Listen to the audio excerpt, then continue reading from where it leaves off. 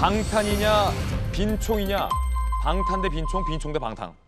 권성동 원내대표가 이재명 후보의 출마를 두고 방탄쫓기다 이렇게 비판을 했습니다. 그러자 이재명 후보는 방탄하는데 빈총 안 두렵다 이렇게 맞받아쳤습니다. 들어보시죠. 이재명 전 경기지사의 인천 계양을 출마 선언은 한마디로 검찰 수사로부터의 도망입니다. 국회의원이라는 방탄쫓기가 절실히 필요했기 때문입니다. 모든 의혹 앞에 자신이 있다면 지체 없이 불체포 특권 포기 선언을 해야 합니다.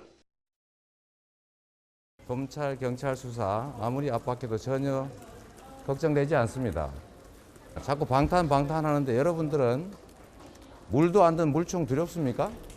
잘못한 게 없으면 아무런 걱정을 할 일이 없다. 죄진 사람이 두려운 것이지 잘못한 게 없는 사람이 왜 그런 두려움을 갖겠습니까? 자, 방탄이다, 아니다, 잘못한 게 없는데 왜 두려워하냐, 그리고 그 총, 빈총 아니냐라는 답변, 논박. 법조인의 의견 두 분 들어보겠습니다. 정혁준 변호사님, 네. 방탄 대 빈총이에요? 일단은 그게 무슨 총인지는 잘 모르겠고요. 그 물총인지 아니면 진짜 총인지, 그다음에 물이 들었는지 안 들었는지도 잘 모르겠고, 그다음에 실탄인지 빈총인지도 잘 모르겠는데, 확실한 거는 법인카드는 제가 봤을 때는 거의 이거는 혐의가 있다라고 보여지고요. 그다음에 이제 이게 그 법인카드, 일단 저 좀 그 두 가지니까 나눠 보면은 법인카드 관련해서는 이게 중요한 것이 업무상 배임은 제가 봤을 때 확실한데, 근데 중요한 건 뭐냐면 이게 국고손실죄까지 갈 정도로 금액이 커질 수 있느냐, 그게 관건이고요. 예. 그다음에 수사를 누가 할 것이냐가 관건입니다. 왜냐하면 이게 공수처에서 그 수사할 수 있는 고위 공직자 범죄에 해당이 되기 때문에 과연 공수처에서 할 것이냐, 검찰에서 할 것이냐, 이런 문제가 그 남아 있을 것 같고. 공수처는 수사 역량 논란이 여러 차례 있는 바 있죠. 근데 이제 공수처법에 어떻게 되어 있냐면 공수처장이 이제 우리가 한 게 맞다라고 하면 이첩을 요청할 수 있고요. 이첩을 요청 받으면은 검찰이든 경찰이든 공수처로 보내야 되니까 김진욱 처장이 어떤 선택을 할 것인지가 저는 그 궁금하다 하고 그 보여지고, 성남 FC 같은 경우에는 혐의가 제3자 뇌물이거든요. 그런데 다른 걸 다 떠나서 간단하게만 말씀을 드리면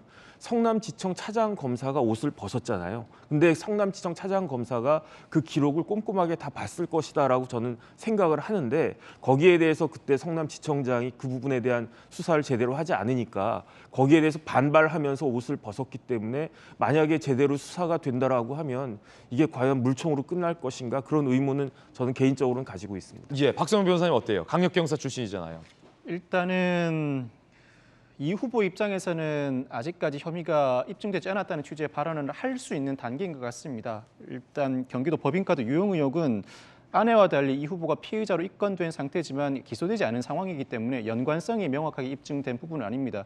수사를 통해서 사실관계를 좀 더 분명하게 밝혀야 할 부분이 있어 보입니다. 예. 그리고 성남FC 후원금 의혹 사건은 검찰이 보안 수사 요구를 해서 경찰이 최근 압수수색을 단행했죠. 압수물 분석에 일부 시간이 걸릴 것으로 보이는데 그 과정에서 혐의가 드러날 수도 있고 드러나지 않을 수도 있습니다. 다만 이 성남FC 후원금 의혹 사건은 이 후보의 혐의가 입증된다면 상당히 중대한 사건이긴 합니다. 그렇지만 비교적 과거에 발생한 일이라 수사 단계에서 당장 구속영장이 청구될 가능성은 상당히 낮습니다.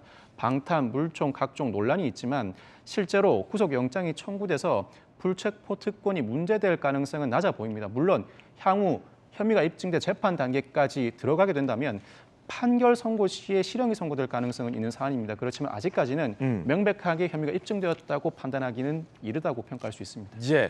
자, 오늘 김진의 도직구쇼. 법조인들 사이에서도 참 다채로운 의견, 그럼 여야 우리 대표 선수들, 의원들 가운데서도 다채로운 의견들 함께 전해드리고 있습니다.